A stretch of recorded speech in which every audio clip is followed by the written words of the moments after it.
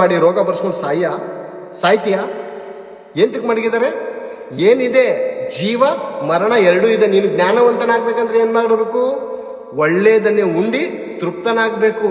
ಮತ್ತೆ ದೇವ್ರ ಮೇಲೆ ನಿಂದೆ ಆಗ್ತಾರೆ ಬೇರೆ ಈ ಅಜ್ಞಾನಿಗಳು. ತಿಳಿಯದೆ ಮಾತನಾಡುವಂತ ಮೂಢ ಜನರು ಏನಾಗಿದ್ದಾರೆ ಅಂದ್ರೆ ದೇವರ ಮೇಲೆ ನಿಂದೆ ಹಾಕುವವರಾಗಿದ್ದಾರೆ. ಒಂದು ಸಾರಿ ದೇವರ ಮನಸ್ಸು ಯಾವತ್ತಾದ್ರೂ ಅರ್ಥ ಮಾಡ್ಕೊಳ್ಳೋದಕ್ಕೆ ಇಷ್ಟಪಟ್ಟಿದ್ಯಾ ನೀನು ಮನುಷ್ಯ?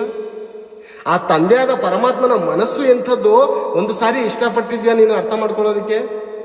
ಏನ್ ಬೇರೆ ಮಾಡೋದೆಲ್ಲ ಕೆಟ್ಟ ಕಾರ್ಯಗಳನ್ನು ಮಾಡಿ ದೇವರು ನನ್ನ ಹಣೆ ಬಾರದಲ್ಲಿ ಬರ್ದಿದ್ದಾನೆ ಅಂತಾರೆ ಬೇರೆ. ಕೆಲವ್ರು ನೋಡಿ ಬೇರೆ ಕುಡಿದು ಲಿವರ್ ಎಲ್ಲ ಡ್ಯಾಮೇಜ್ ಆಗಿ ಹಾಸ್ಪಿಟಲ್ ಅಡ್ಮಿಟ್ ಆದಾಗ ಏನಂತಾರೆ ಅಂದ್ರೆ ದೇವರು ನನ್ನ ಹಣೆ ಬಾರದಲ್ಲಿ ಬರ್ದಿದ್ದಾನೆ. ಡಾಕ್ಟರ್ ಯಾಕಪ್ಪ ಇಷ್ಟೊಂದು ಕುಡಿತಾ ಇದೀಯಾ? ನಿನ್ನ ಲಿವರ್ ಎಲ್ಲ ಡ್ಯಾಮೇಜ್ ಆಗಿದೆ, ನಿನ್ನ ಕಿಡ್ನಿ ಎಲ್ಲ ಇವಾಗ ಬ್ಲಾಸ್ಟ್ ಆಗೋ ಮೂಮೆಂಟ್ ಇದೆ, ನೀನು ಸಾಯೋ ಪರಿಸ್ಥಿತಿಯಲ್ಲಿ ಇದೆಯಾ, ಯಾಕೋ ಹಿಂಗೆ ಮಾಡ್ತಾ ಇದೆಯಾ ಅಂದ್ರೆ ಏನು ಮಾಡೋದು ಡಾಕ್ಟ್ರೇ? ನನ್ನ ಹಣೆ ಬಾರದಲ್ಲಿ ದೇವರು ಈ ರೀತಿ ಕುಡಿದು ಸಾಯಿ ಅಂತ ಬರ್ದಿದೆ. ಹೌದಾ? ಈ ರೀತಿ ಬರ್ದಿರ್ತಾರ ದೇವರು? ಕೆಲವ್ರು ನೋಡಿ ಬೇರೆ, ಕೆಲವರು ಕಳ್ತನ ಮಾಡಿ ದುಡ್ಕೊಂಡು ತಿನ್ನಲ್ಲ ಬೇರೆ, ಮೈ ಭಾರ ಕಳ್ತನ ಮಾಡಿ ಅಲ್ಲಿ ಇಲ್ಲಿ ದೋಚ್ಕೊಂಡು ಬದುಕ್ತಾ ಇರ್ತಾರೆ. ಒಂದ್ ದಿವಸ ಸಿಗಾಕೋತಾರೆ ಡಾಕ್ಟರ್ ಇವ್ರ ಕೈಗೆ, ಪೊಲೀಸವ್ರ ಕೈಗೆ ಸಿಗಾಕೊಂಡಾಗ ಪೊಲೀಸವ್ರು ಕೇಳ್ತಾರೆ, ಏನು ಇಷ್ಟೊಂದು ಕಳ್ತನ ಮಾಡಿದ್ದೆ ನೀನು, ಯಾಕೋ ಈ ರೀತಿ ಬದುಕ್ತಾ ಇದೆಯಾ ಅಂದ್ರೆ ಏನು ಮಾಡಿದ್ದು ಇನ್ಸ್ಪೆಕ್ಟ್ರೆ, ನನ್ನ ಹಣೆ ಬರದಲ್ಲಿ ದೇವರು ಈ ರೀತಿ ಬರೆದಿದ್ದಾರೆ, ಅದಕ್ಕೋಸ್ಕರ ನಾನು ಕಳ್ತನ ಮಾಡ್ತಾ ಇದ್ದೀನಿ. ಕೆಲವರು ಬೇರೆ ಒಂದು ಹೆಂಡತಿ ಕಟ್ಕೊಂಡಿರ್ತಾರೆ, ಚೆನ್ನಾಗಿರ್ತದೆ ಸಂಸಾರ. ಹೆಂಡತಿಗಿಂತ ಸ್ವಲ್ಪ ಚೆನ್ನಾಗಿರೋರು ಕಾಣಿಸ್ತಾರೆ, ಅವಳನ್ನು ಮದುವೆ ಆಗ್ತಾರೆ. ಈ ಹೆಂಡತಿಗಿಂತ ಇನ್ನೊಬ್ಳು ಚೆನ್ನಾಗಿರೋರು ಕಾಣಿಸ್ತಾರೆ, ಇವಳಿಗೂ ಮದುವೆ ಆಯ್ತಾರೆ. 3 ಜನ ಮದುವೆ, 3 ಜನಕ್ಕೆ ಮದುವೆ ಆಗ್ತಾರೆ. ಇವನ್ ಜೀವನದಲ್ಲಿ ಬೇರೆ ಅವ್ರಿಗೆ ಸುಖ ಸಮಾಧಾನ ಕೊಡ್ತಾ ಇವನ್ ಜೀವನದಲ್ಲಿ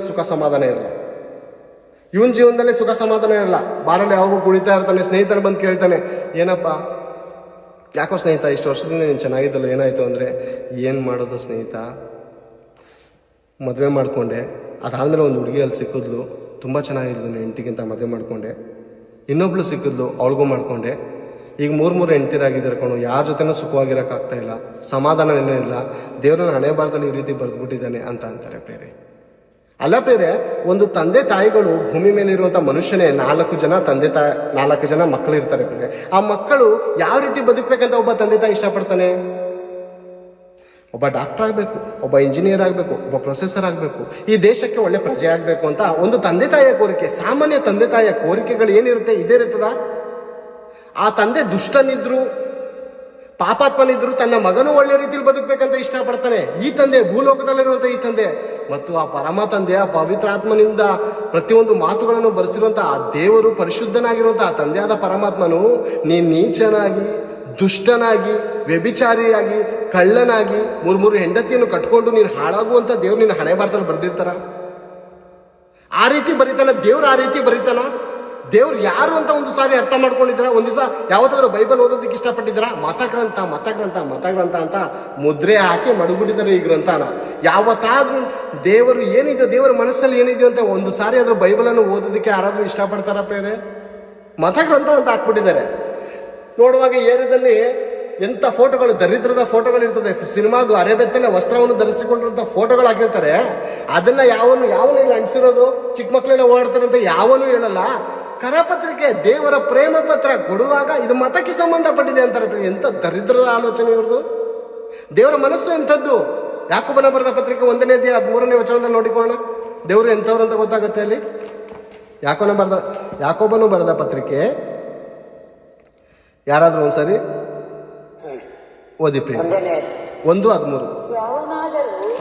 ಪಾಪ ಮಾಡುವುದಕ್ಕೆ ಪ್ರೇರೇಪಿಸಲ್ಪಡುವಾಗ ಈ ಪ್ರೇರಣೆಯು ನನಗೆ ದೇವರಿಂದ ಉಂಟಾಯಿತೆಂದು ಹೇಳಬಾರದು.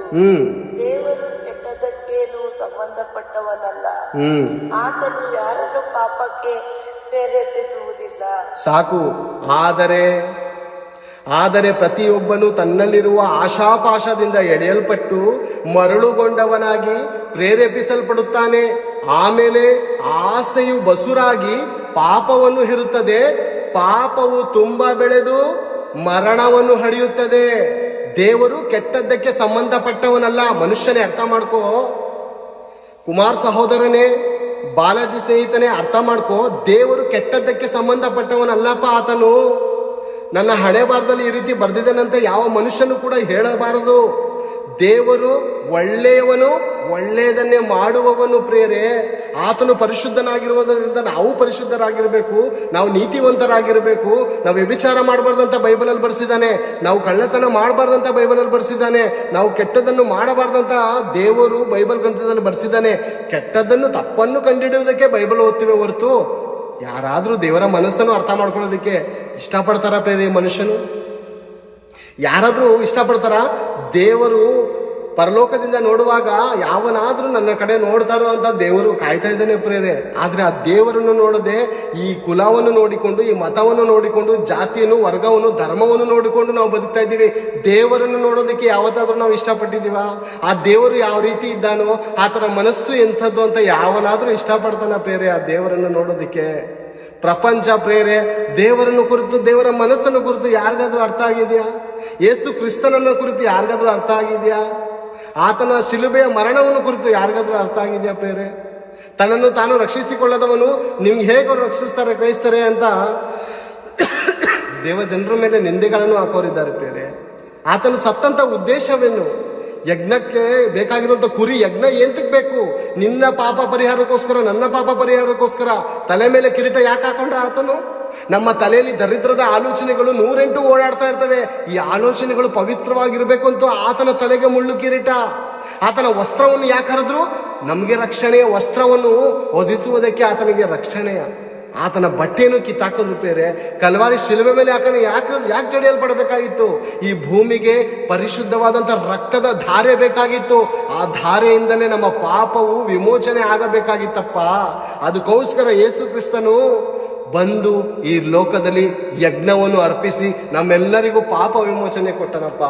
ಆತನಲ್ಲಿ ಯಾವ ಅಶುದ್ಧತೆಯೂ ಇರಲಿಲ್ಲ. ಆ ದಿನ ಪ್ರಪಂಚಕ್ಕೆ ಒಂದೇ ಒಂದು ಸವಾಲಾಗ್ದ, ನಿಮ್ಮಲ್ಲಿ ತಪ್ಪನ್ನು ಕಂಡುಹಿಡಿಯುವವರು ನನ್ನಲ್ಲಿ ಯಾರಾದ್ರೂ ಇದ್ದಾರಾ? ನನ್ನಲ್ಲಿ ಪಾಪವನ್ನು ತೋರಿಸುವವರು ನಿಮ್ಮಲ್ಲಿ ಯಾರಾದ್ರೂ ಇದ್ದಾರಾ ಅಂತ ಪ್ರಪಂಚಕ್ಕೆ ಸವಾಲಾಕಿದಂತ ಏಕೈಕ ದೈವ ಕುಮಾರನು ಪ್ರೇರೆ ಆತನು ಪ್ರಪಂಚ ಮೋಕ್ಷ ಪ್ರದಾತನು, ಪ್ರಪಂಚಕ್ಕೆ ಮೋಕ್ಷವನ್ನು ಪ್ರದಾಸಿರುವುದಕ್ಕೆ ಬಂದವನು. ಕತ್ತಿ ಹಿಡ್ಕೊಂಡ್ರೆ, ಮಚ್ಚಿ ಹಿಡ್ಕೊಂಡ್ರೆ, ಲಾಂಗ್ ಹಿಡ್ಕೊಂಡ್ರೆ ದೇವರು ಅಂತ ನೀನ್ ಅಂದುಕೊಂಡಿದ್ಯಾ? ಯಾರಾದರೂ ತನ್ನ ಮಕ್ಕಳು ತಪ್ಪು ಮಾಡುವಾಗ ಮಚ್ಚನ್ನು ಕತ್ತಿಯನ್ನು ಹಿಡ್ಕೊಂಡ್ರೆ ಆ ಮಕ್ಕಳು ಹತ್ರ ಬರ್ತಾರಾ? ಬರಲ್ಲ ಪ್ರೇರೆ. ಏರಿಯಾದಲ್ಲಿ ಎಲ್ಲೋ ಒಂದ್ ಕಡೆ ಜಗಳ ನಡೀತಾ ಇದ್ರೆ ಯಾವನೊಬ್ಬ ಕುಡ್ಕೊಂಡು ಗತ್ತಿನೋ ಮಚ್ಚ ಹಿಡ್ಕೊಂಡಿದ್ರೆ ನಾವು ಅಲ್ಲಿ ಹೋಗ್ತೀವ? ಆ ಕಡೆಗಲ್ಲಿಂದ ಹೋಗ್ತೀವಿ, ಅಯ್ಯೋ ಕುಡ್ದಿರೋಕಂತ ನಮ್ಮೇಲೆ ಹೊಡೆದ್ಬಿಡ್ತಾನೇನೋ ಅಂತ. ಮತ್ತೆ ದೇವರು ಯಾವ ರೀತಿ ಇರ್ತಾರೆ? ಇನ್ನೊಬ್ಬನ ಕತ್ತನ್ನು ಹಿಡ್ಕೊಂಡು ಮಚ್ಚನ್ನು ಹಿಡ್ಕೊಂಡು ಕರೀತಾರೆ? ಇಲ್ಲ, ದೇವರು ಪ್ರೀತಿ ಸ್ವರೂಪನು. ಈಗ ಕೈ ಚಾಚಿದಾನೆ ಶಿಲುಬೆ ಮೇಲೆ, ಎಲ್ಲಾ ಮಾನವರೇ ನನ್ನ ಬಳಿಗೆ ಬನ್ನಿರಿ, ನಾನು ಕೊಡುವಂತ ಆಹಾರವನ್ನು ಉಣ್ಣಿರಿ, ಕ್ರಾಯವಿಲ್ಲದೆ ತೆಗೆದುಕೊಳ್ಳಿರಿ, ಹಣವಿಲ್ಲದವನು ಸಹ ಬರಲಿ. ಪಾಪ ವಿಮೋಚನೆಗೋಸ್ಕರ ನೀನು ಕುರಿ ಕೊಡಬೇಕಾಗಿಲ್ಲ, ಕೋಳಿ ಕೊಡಬೇಕಾಗಿಲ್ಲ, ದನ ಕೊಡಬೇಕಾಗಿಲ್ಲ. ಬರಿದಾಗಿ ಬನ್ನಿರಿ, ಆಹಾರವನ್ನು ಉಂಡಿ ತೃಪ್ತಿ ಪಡಿರಿ. ಯಾಕೆ ಆಹಾರವಿಲ್ಲದಕ್ಕೆ ನೀವು ಆಯಾಸ ವೇಸ್ಟ್ ಮಾಡ್ತೀರಾ? ಕಾಸು ಯಾಕೆ ವೇಸ್ಟ್ ಮಾಡ್ಕೋತಾ ಇದ್ದೀರಾ? ದೇವರ ರಕ್ಷಣೆ ಮಾರ್ಗಕ್ಕೆ ನಿಮ್ಮದೇನೂ ಬೇಕಾಗಿಲ್ಲ. ನಿಮ್ಮ ಕುರಿ ನೀವೇ ಮಾಡ್ಕೊಳ್ಳಿ, ನಿಮ್ಮ ಕುಂಬಳಕಾಯಿ ನೀವೇ ಮಾಡಿಕೊಳ್ಳಿ. ನೀವು ಮಾತ್ರ ನನಗೆ ಹತ್ರ ಬನ್ನಿ, ನಿಮ್ಮ ಹೃದಯ ಮಾತ್ರ ನನಗೆ ಕೊಡಿ. ಏನ್ ಬೇರೆ ವಿಚಾರ ಮಾಡಿ, ಕಳ್ಳತನ ಮಾಡಿ, ಮತ್ತೊಂದನ್ನು ಮಾಡಿ ದೇವರ ಹತ್ರ ಹೋಗಿ ನೀನು ಉಂಡಿಗೆ ಕಾಸು ಹಾಕರೆ ಆ ದೇವರು ನಿನಗೆ ಒಲ್ದು ಬರ್ತಾನ?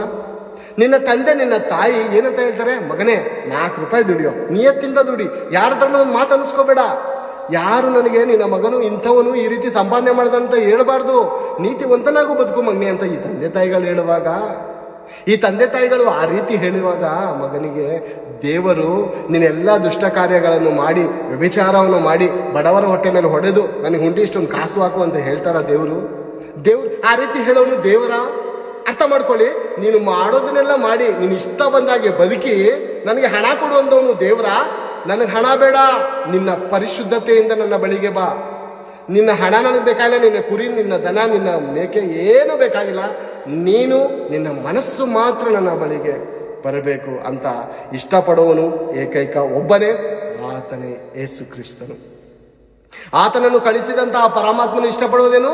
ನೀವು ನೀತಿವಂತರಾಗಿ ಬದುಕಿ. ಕಡೆ ವಚನವನ್ನು ನೋಡ್ಕೊಂಡು ನಾವು ಪ್ರಿಯರೇ ಮುಗಿಸಿಕೊಳ್ಳೋಣ.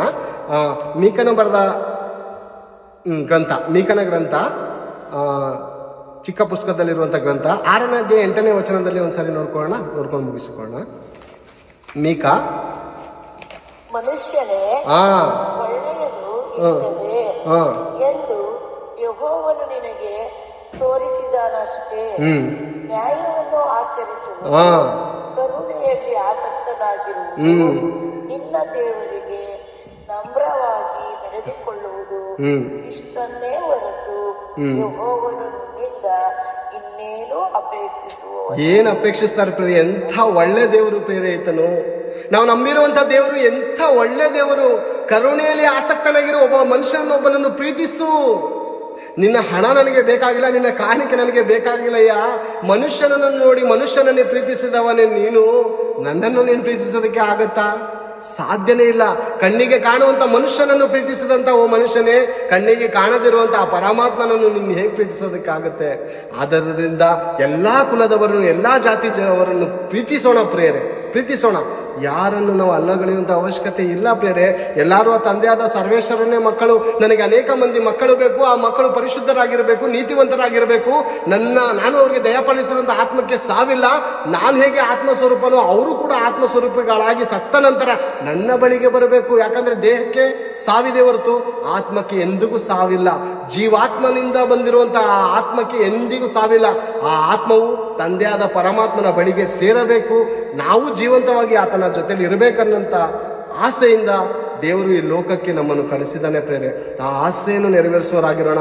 ಈ ರೀತಿ ತಿಳಿಯದೆ ಮಾತನಾಡುವಂತ ಮೂಢ ಜನರ ಬಾಯನ್ನು ನಾವು ವಾಕ್ಯದ ನಿಮಿತ್ತ ಕಟ್ಟಿ ಪ್ರೀತಿಯಿಂದ ಅವ್ರಿಗೆ ಅರ್ಥ ಆಗುವಂತ ರೀತಿಯಲ್ಲಿ ಹೇಳುವುದಕ್ಕೆ ನಮ್ಮ ನಡುಕಟ್ಟನ್ನು ಸಿದ್ಧ ಮಾಡಿಕೊಳ್ಳೋಣ ಎನ್ನುವಂಥ ಮಾತನ್ನು ನಾನು ಹೇಳುತ್ತಾ ಈ 2 ಮಾತುಗಳನ್ನು ದೇವರಿಗೆ ಸ್ತೋತ್ರವಾಗಲಿ ನಾನು ಮುಗಿಸ್ತಾ ಇದ್ದೇನೆ. ಎಲ್ಲರಿಗೂ ಧನ್ಯವಾದಗಳು. Praise the lord.